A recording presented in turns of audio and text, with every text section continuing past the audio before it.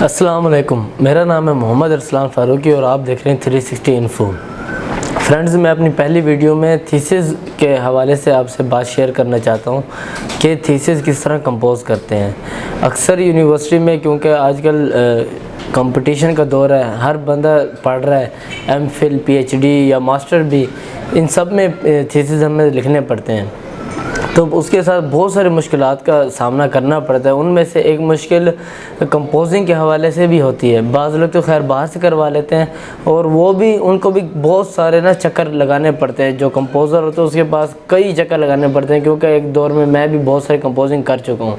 कभी वो कंपोज़र आपके पास आ रहा होता है तो कभी आप कंपोज़र पास जा रहे होते हैं, और इस तरह से भी आपकी टाइम मैनेजमेंट में बहुत ज़्यादा डिस्टर्बेंस होती है। दूसरा, आप ख़ुद भी अगर कंपोज़ करें और अगर आप अच्छा भी कंपोज़ कर लें, लेकिन MS वर्ड में कई ऐसे शॉर्टकट्स होते हैं जो हमें पता नहीं होते। यानी हमारा जो काम मिनटों का सेकंडों में होने वाला था या घंटों का मिनटों में होने वाला होता है, वो आपको पता नहीं होता कि वो हम काम किस तरह से करें। वो आम लोग, अक्सर लोगों को पता भी होता है, लेकिन आम लोग ऐसे भी होते हैं जिनको पता नहीं होता और वो बहुत टाइम लगा के ये इसको सबमिट करते हैं।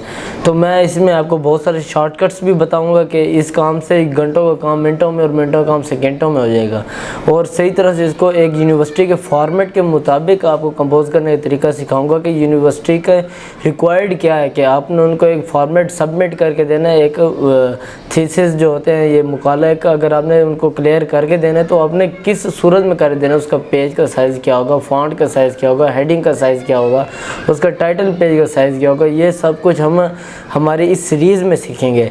तो चलिए शुरू करते हैं कि आज हम सबसे पहले देखेंगे कि हमारा पेज किस तरह से बनता है और उसके आगे क्या क्या काम होते हैं। तो शुरू करते हैं। सो नाउ सबसे पहले हम स्टार्ट मेन्यू में जाएंगे। यहाँ पर हम माइक्रोसॉफ्ट ऑफिस का फ़ोल्डर ढूँढेंगे। ये आगे माइक्रोसॉफ्ट ऑफिस, इसमें आपका माइक्रोसॉफ्ट वर्ड होगा। ये रहा माइक्रोसॉफ्ट वर्ड, इसको ओपन करके देख लेते हैं। दूसरा मेथड ये है कि आप विंडो 10 या 8.1 है आपकी, या विंडो 8 है, तो आप उसमें सर्च कर सकते हैं। सर्च करके यानी आप सिर्फ कमांड देंगे MSWORD, तो भी आपके पास आ जाएगा ये माइक्रोसॉफ्ट वर्ड। और तीसरा तरीका ये है कि आप डेस्कटॉप पे राइट क्लिक करें, न्यू में जाएं, और यहाँ पर न्यू आपके पास माइक्रोसॉफ्ट वर्ड की फ़ाइल क्रिएट हो जाएगी। इसको आप कोई भी नाम देकर ओके करें और ये आपकी फ़ाइल बन के इसको एंटर करेंगे तो ये आप। और बाज़ सेटअप ऐसे होते हैं कि अगर आप माइक्रोसॉफ्ट ऑफिस इंस्टॉल करते हैं तो उसमें आपका ये फ़ोल्डर नहीं आता, बल्कि डायरेक्ट एक्सेल अपनी जगह पड़ी होती है, पावर पॉइंट अपनी जगह, यानी पावर पॉइंट P में मिलेगी, MS एक्सेल आपको E में मिलेगी, इस तरह से MS वर्ड आपको W में मिलेगा। तो MS वर्ड आपको इस तरह W वाली लाइन में पड़ा होगा, तो तब आपने घबराना नहीं है, इस तरह सर्च कर लेना है या इस तरह से ढूंढ लेना है, तब भी आपको मिल जाएगा, कोई मसला नहीं है। अब हम जानते हैं कि हमारे पास ये कौन कौन सी यहाँ पर इंटरफेस हैं। तो सबसे पहले हम इसको देखते हैं, इसे क्लोज़ होती है हमारी फ़ाइल, यानी हम क्लिक करेंगे तो हमारी फ़ाइल क्लोज़ हो जाएगी। इसके अलावा हमारे पास एक और तरीका भी है, तो ये कंट्रोल F4 से सिंपली इसकी फ़ाइल क्लोज़ हो गई है। अब हम दोबारा न्यू फ़ाइल क्रिएट करते हैं। New file create, control N से न्यू फ़ाइल क्रिएट होती है। ये हमारी न्यू फ़ाइल क्रिएट हो गई।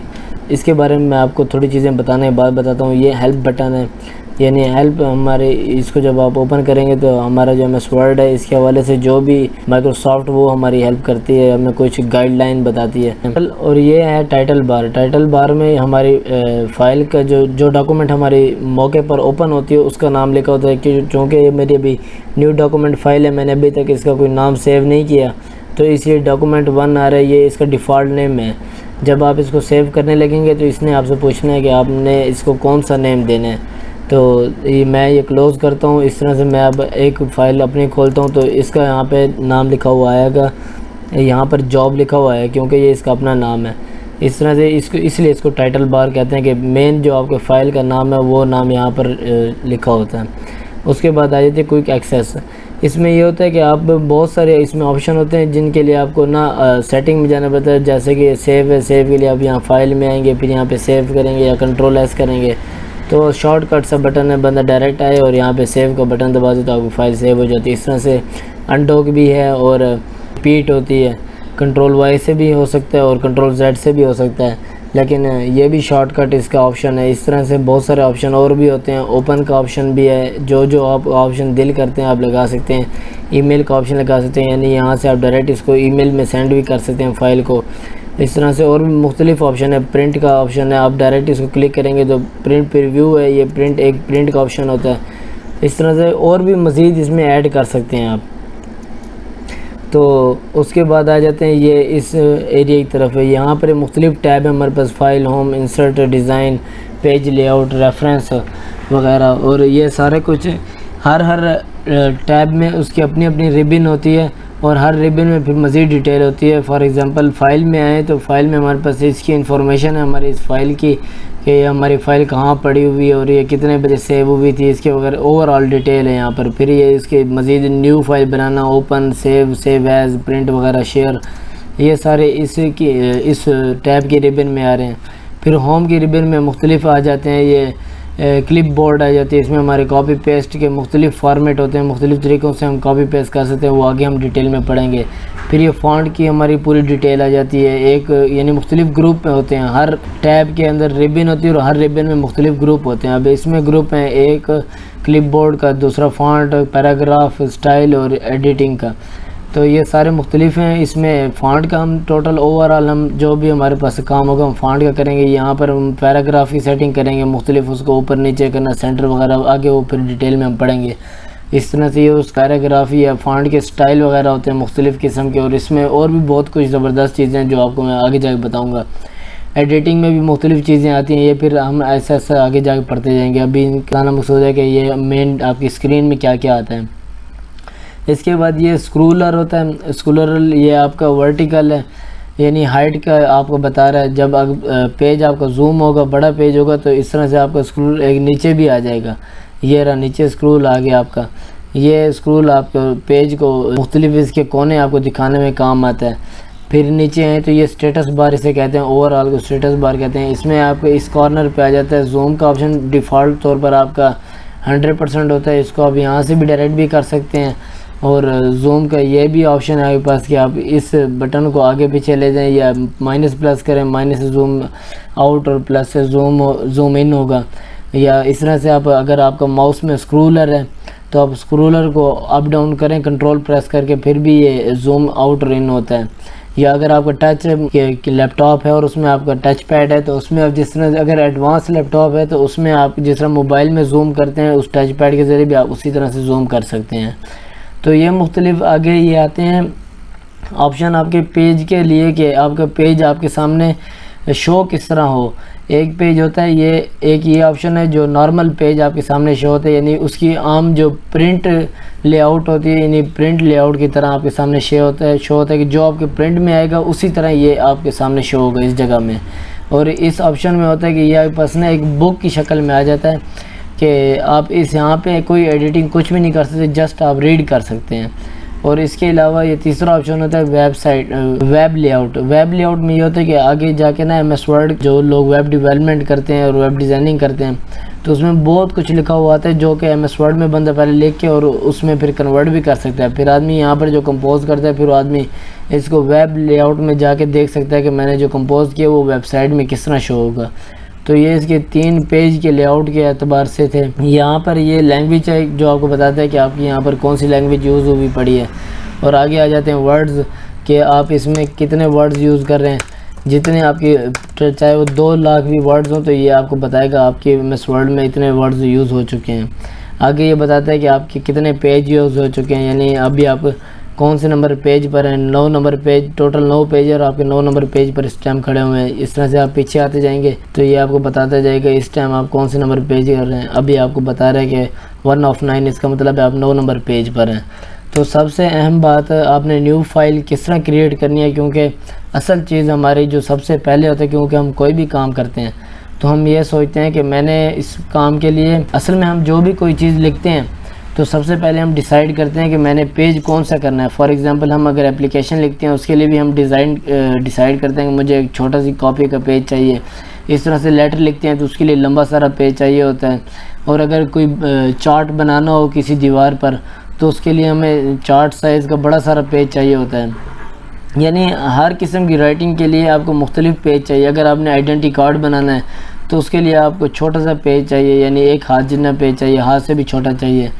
तो ये मुख्तलिफ पेजों की साइज़ होती है। आदमी कोई भी चीज़ कंपोज करता है तो उसके लिए पहले पेज की साइज़ होती है। तो वो मैं आपको बताना चाहता हूँ कि सबसे पहले आप जब न्यू में आएंगे, न्यू का एक तरीका ये है कि आप फाइल में आएँ, फाइल में आके ये आप न्यू का ऑप्शन है, तो इसमें ये ब्लैंक डॉक्यूमेंट है। ये है 2013 से लेकर 2019 तक का तरीका। इसके अलावा जो 2007 में है उसमें डायरेक्ट ही आपका जैसे आप डॉक्यूमेंट ओपन करें आपके लिए ये ओपन हो जाता है। उसके अलावा दूसरा तरीका ये होता है कि यहाँ पर एक ना उसके MS ऑफिस का एक डिज़ाइन बना होता है, वहाँ पर आप क्लिक करें तो यहाँ पर इसी जगह पर उसका न्यू का ऑप्शन होता है, वहाँ पर भी न्यू डॉक्यूमेंट आपको ओपन हो जाता है। एक मेथड ये है। दूसरा मेथड है आप Ctrl+N प्रेस करके भी इसकी डॉक्यूमेंट न्यू आप ओपन कर सकते हैं। ये Ctrl+N प्रेस किया, ये आपकी न्यू डॉक्यूमेंट ओपन हो गई। और ये तकरीबन ये कॉमन कमांड है, यानी तकरीबन हर किस्म के सॉफ्टवेयर में अगर न्यू फाइल क्रिएट करनी है तो उसमें आपने Ctrl+N ही प्रेस करना होता है। तो ये आपकी न्यू फाइल क्रिएट हो गई। अब सबसे पहला मसला है कि आपने पेज साइज़ किस तरह करनी है। फॉर एग्जांपल क्योंकि हम लोग थीसिस लिख रहे हैं, तो थीसिस जहाँ तक मैंने जितने भी थीसिस कंपोज किए हैं हर यूनिवर्सिटी A4 साइज़ ही रिकमेंड करती है। तो यहाँ से मुख्तलिफ़ साइज़ें आती हैं मेरे पास, लेटर साइज़ और इस तरह से लीगल साइज़ मुख्तलिफ A3, A4, A5, B4। तो आप अपनी मर्ज़ी का साइज़ यहाँ से सिलेक्ट करके A4 साइज़ सिलेक्ट कर लिया। डिफ़ॉल्ट पे मेरे ख्याल में इसका जो साइज़ होता है वो या लीगल होता है या लेटर होता है, या मे बी लेटर ही होता है। जब भी आप न्यू फाइल क्रिएट करेंगे लेटर साइज़ डिफ़ॉल्ट होता है।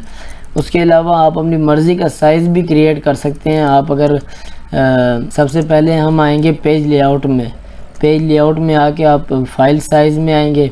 ये साइज़ है आपको पेज साइज़ है कि आपने पेज कौन सा साइज़ का रखना है। ये पेज साइज़ में आ गए। फिर आपने यहाँ पे ना पेपर साइज़ ओपन करना है।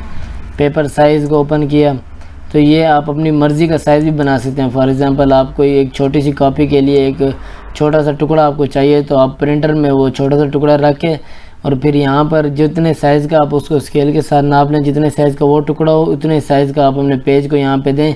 और फिर आप जो भी कंपोज करेंगे प्रिंटर ने आपका एज़ इट इज़ उतना ही पेपर लेना है और उसी पर प्रिंट करना है। तो यानी आपके लिए वो मसला नहीं बनेगा कि पेज हैंग हो जाए या पेज उसमें प्रिंटर के टोनर में फंस जाए। कभी कभी ऐसा होता है कि स्टूडेंट्स बहुत सारा कंप्लीट कर लेते हैं, अपना सबमिट कर लेते हैं, लास्ट में जब वो प्रिंट निकालते हैं तो उनका बहुत बुरा प्रिंट आता है। वो उसकी मेन रीज़न यही होता है कि वो अपने पेज के साइज़ का तयन नहीं कर सकते कि मैंने पेज कौन सा रखना है। तो सबसे पहले जब भी आपने डॉक्यूमेंट लिखना है, कोई भी डॉक्यूमेंट लिखना है, तो आपने पेज का आपने लाजमी डिसाइड करना है कि मैंने कौन सा पेज रखना है। तो फर्स्ट ऑफ ऑल हम A4 साइज़ को रखते हैं।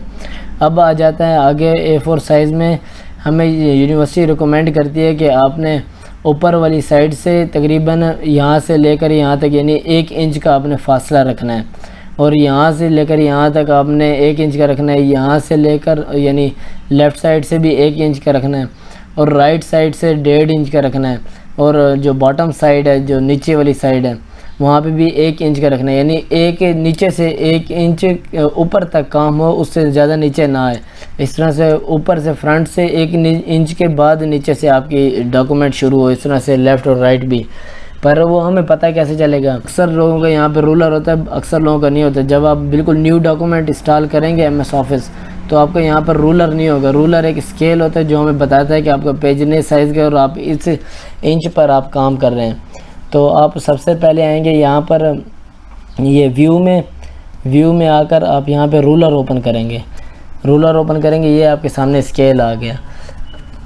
अब ये स्केल के ज़रिए आप आगे जो भी डॉक्यूमेंट का काम करना होगा ये फिर मैं नेक्स्ट एपिसोड में बताऊंगा इसके क्या क्या डिटेल होती हैं। आपने इंग्लिश उर्दू का क्या क्या करना है, अभी इंग्लिश साइड है, उर्दू कैसे। तो रूलर के हवाले से मैं आपको अगले एपिसोड में बताऊंगा। फ़िलहाल मैंने आपको सिर्फ बेसिक चीज़ें बताई हैं ताकि हर किसी को समझ आ सके, जिसने कभी टच ना किया उसको भी बात समझ आए।